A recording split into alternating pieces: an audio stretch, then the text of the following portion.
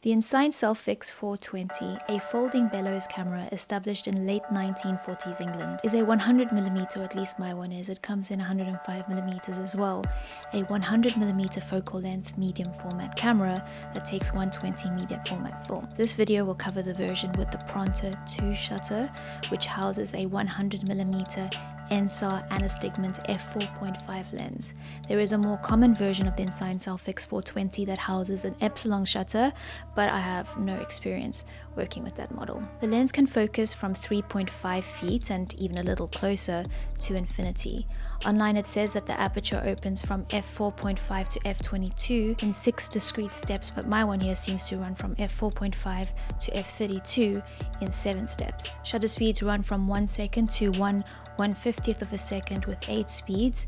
That's excluding bulb and timed, making it a 10 shutter speed setting total. My model sticks at the 3 slowest settings as well as the bulb. The remaining shutter speeds appear to work pretty well, including the timed setting, the T setting. I've never tested my one self-timer because I'm too scared it'll stick and render my camera entirely unusable. The 105mm focal length of a medium format camera would display a field of view roughly similar to that of a 55mm lens on a full frame system. I'm a little confused, but it ranges between 50 and 60mm depending on the format, being either for this camera 6x6 or 6x9. The Ensign Selfix 420 features what is called a brilliant viewfinder, which can tilt to allow for composing your images from a top-down view for both portrait and landscape orientations. And there is a folding viewfinder at the top of the camera, which is glassless. Now next to that viewfinder you find the external shutter release button, which when you push it will initiate the mechanism that pushes on the shutter release lever that is part of the lens shutter component. And there's also a little screw port available for the connection of a cable release for your shutter. Also at the top you have the spring knob to secure the film inside, and you also have the film winding knob. There is a tripod attachment port at the bottom of the camera, and next to that is a button for opening the camera. Now just in case you have a camera that properly springs open, be sure to use your finger to control how fast the camera opens. Make sure it's controlled. Mine is quite stiff and requires help, and always make sure that the levers are all the way open and straight. Please excuse the sunlight, it's coming back and forth and it's inconsistent. This is what it looks like from the inside when opened, and if I have the shutter set to T and press once, we can see the aperture change as we set it, and hit the shutter again to close the shutter blades. And to close the camera, bend the levers and in a controlled manner gently close it. You'll hear it make this springy click sound. To open the back to load the film, look to the side and slide up the lever. There is a metal ridge that will allow you to pull this open if it doesn't spring open like my one doesn't. And on the back door is where you'll find the indicators that reveal the cool surprise that this camera hides inside. 2 windows that allow us to keep count of our film depending on whether we want to shoot 6x6 or 6x9 medium format images, and you make your selection by finding these 2 little secrets living inside. Let's remove this film spool and see now how we have a 6x9 frame here, this rectangle. Push on the film support, and inside there is hiding your 6x6 mask. And on the other side, do the same, push down to the film support, and that's how you'll shoot 6x6 images. And that's what your 2 windows are for. Follow the guides in the middle window to expose 12 6x6 images, or place the masks back in their hiding places and follow the guidance in this bottom window for 8 6x9 exposures. I'm sorry, you have no idea how excited I was when I discovered that, but let's show you how to load the 120 film, and I'll insert a little snippet here, a kind of fast forwarded version on the screen. Insert your empty spool at the top, which is the side where the door is. Do that by lifting the film winding knob. Make sure that the slit on the spool connects and inserts to or matches the slit on the knob. Insert your film in a similar manner by pulling up the spring knob. Gently and firmly pull at your film to get enough available for you to insert the film slit into the slit of the take-up spool. Make sure that it stays in there and start winding the knob and guide the film to take that straight. Once you've wound enough, you'll feel that the film has taken, and then you can wind further, making sure that the film remains straight. Once you get the arrow somewhere in the frame, making sure that the tension is good, but not too tight. Once you've done that, close up. We have those two masks, they are hidden away, remember? So we're shooting 6x9. Open that window, keep gently winding, and you'll see an arrow or two, then a circle or a dot, and then another, and then the dots get bigger the closer you get to the first frame place. And there's number 1. Open the front of your camera to spring out the lens. Set your focus by either guessing the distance, which I suck at, or by using a rangefinder, which I also suck at. Set the distance on your lens, read your light, set your aperture and the shutter values, wind the shutter and expose. If you're done with that, close up and open the window and wind to the next frame immediately so that you don't forget. If you do forget to do this, there is no protection against double exposure, which I have done twice on a previous camera. I think it's twice. The same dots will guide you on, and when you've finished all 8 exposures, wind all the way and remove the film.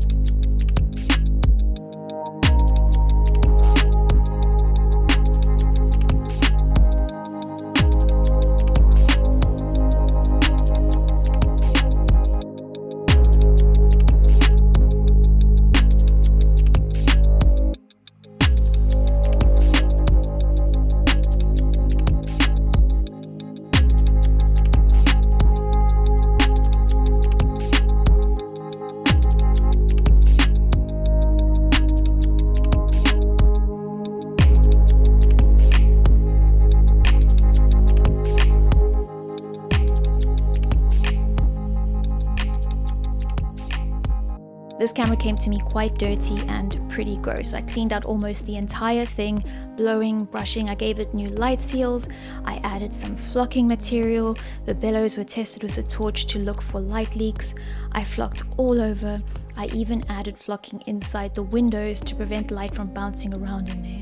And I even added a 3-stop neutral density layer to the windows, which turned out to be a mistake. It worked for monitoring the rolls of Fuji Pro 400H that I put in there, but I could not see the Kentmere markings, which are grey. So I had to remove that ND layer, and I lost a roll of Kentmere 400 through that process. So that was that. I was pretty nervous, but also very excited to take this camera to Wales, and it did not do good. Our last day here in Wales, just took my last exposure. Wasn't happy with what I was doing. Compositions either overexposed or underexposed. This is one of the things I took a photo of, this tree over here from back there, but it's not the type of composition I'd usually make. I don't know what I was thinking. And the very last one I took up the top of this hill here was going to be the most beautiful one. A beautiful green hill, blue sky with the golden hour light shining on a few sheep there. And I thought this was the one, okay? Out of all of them, this is going to be the one that makes me feel good. As I was closing up the camera again, I realized that the bellows was slightly bent, which means I've made some tilt shift error on top of all of that, and that was my last exposure. And that's how you learn, and that's how you don't make those same mistakes again, I hope. In addition to the fuzziness and blotchiness, there was a light artifact that kind of looks like it's at the corner of one of the bellows edges and is a little hairy, if you can see there. This only appeared on images with an aperture of 13 to 32. The more open aperture shots, like these ones made at f5 and f4.5 respectively, don't have that artifact. And I had my friend Tim help me guess the distances. So I went back in. I'm so very embarrassed that I didn't notice this before I put a roll of film in it, but there now you can see how very dirty this is. And this isn't only the front glass. As far as I can tell, I think there's 3 elements. looked at the bellows and couldn't find anything. But then I did something I didn't know I needed to do. I shone a torch through that lens glass, and oh my goodness, it was bad in there. It was oily, it was specky, hazy. I hadn't noticed that before. So my guess is that it was so hazy that contrast just went down the toilet, and so specky and blotchy that it blotched some of the shots, and also provided an environment for the light to really bounce around in there, reflect back and forth through the elements, and possibly hitting the film badly. And that was my guess at it. Now, before you roll your eyes and kind of sigh at the ignorance, this was my first go at such an old camera. Mistakes were bound to be made and lessons were bound to be learned, and film was bound to be utilized badly. So this time I opened up the glass and it was pretty bad in there. There was this oily stuff, and I think that's called cement. It's all over the show. As far as I know, there aren't any coatings on this glass, so I wasn't too afraid to gently go at it with alcohol and then later some dish soap when that didn't help. And keep in mind to always blow and gently brush with a soft brush rather than use a cloth.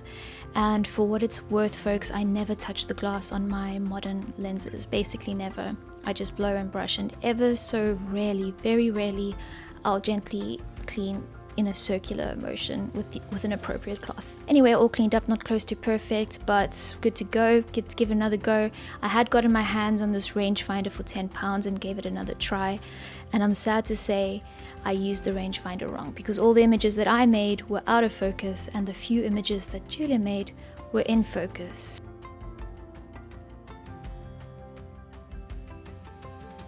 These black and white images were captured on Kentmere Pan 100. Some gorgeous potential in these images.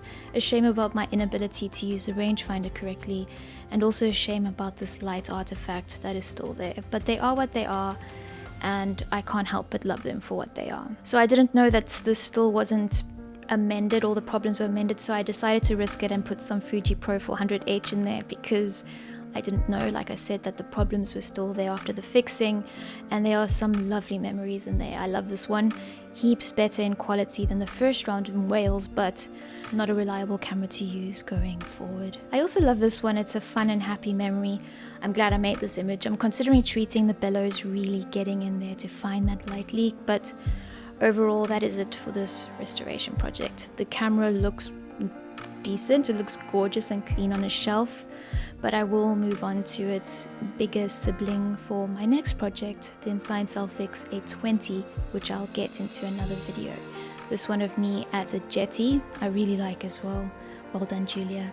And well done, Fuji. I love the colors, and this film is expired. This has been a fun project overall. I've gained knowledge, I've gained confidence, I've been put in my place, and I've gained respect for these cameras. I've learned that I suck at viewfinders, or maybe not. I read somewhere that this camera focuses closer than 3.5 feet, and my close focus images reflect that sort of. I seem to achieve focus on items closer than whatever my subject was meant to be. For example, the snail, where it was the leaves that are in focus, and Julia here, where the leaves are in focus. I don't know though, because here you have this one made by Julia, f4.5 at 3.5 feet, and that's in focus. So who knows, maybe I'm just bad at that. I did make this one though, but then again, Julia did help.